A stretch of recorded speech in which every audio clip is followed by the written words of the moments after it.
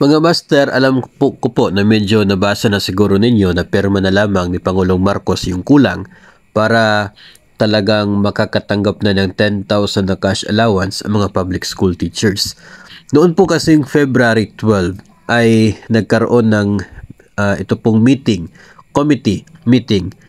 conference committee. No, ito po mga senador at kongresista dahil nga merong hindi pagkakapareho sa bersyon nila dito po sa kanilang approved bills para taasan itong cash allowance. At noon pong March 12 ay submitted na sa Senado yung kanila pong report at ito kanina lamang March 14 ay inaprubahan na ng mga senador ang ito pong committee report ng mababa at mataas na kapulungan na siya pong nagdetermine doon sa final version ng Kongreso tungkol sa Teaching Supplies Allowance Act o ito pong Kabalikat sa Pagtuturo Act.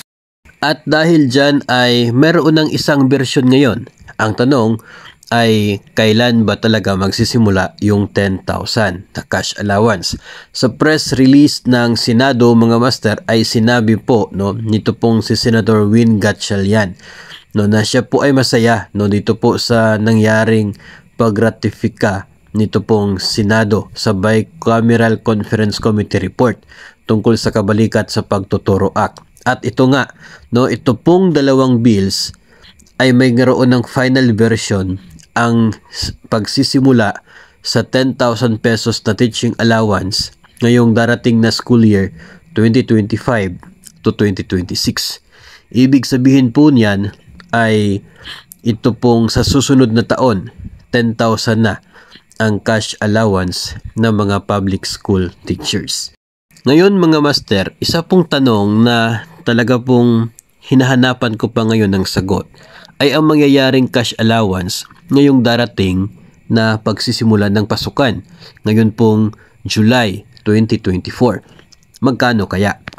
Yung naka-budget kasi, approved po ng budget ng 2024 budget ay nasa 5,000. Kasi nga wala pong basis.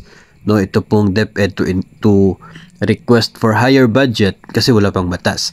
Ngayon, na pirma na lamang ni Pangulong Marcos yung kulang.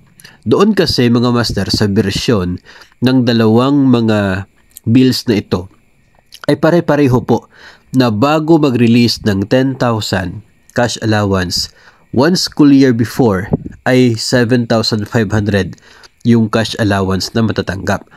Kung ito pong 10,000 magsisimula sa school year 2025 to 2026, ibig sabihin na dapat ngayong school year 2024 to 2025 ay nasa 7,500 yung cash allowance na tatanggapin ng mga public school teachers. Kung pagbabasihan po natin yung version nila noong approved version po ng Senate at ng House of Representatives.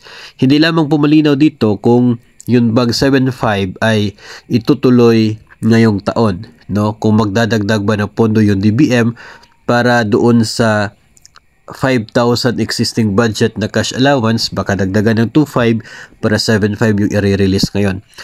For me, ay hintayin muna natin yung magiging batas tungkol dito kasi pirma na lamang ni Pangulong Marcos kung ano talaga yung eksaktong laman ng bagong bill na ito na siya pong lalagdaan ni Pangulong Marcos. Kung nakastate doon kung kailan magsisimula yung 7,500 kasi malinaw naman na sinabi ni Senator Win Gatchalian na ngayong 2025 to 2026 magsisimula yung 10,000 pesos.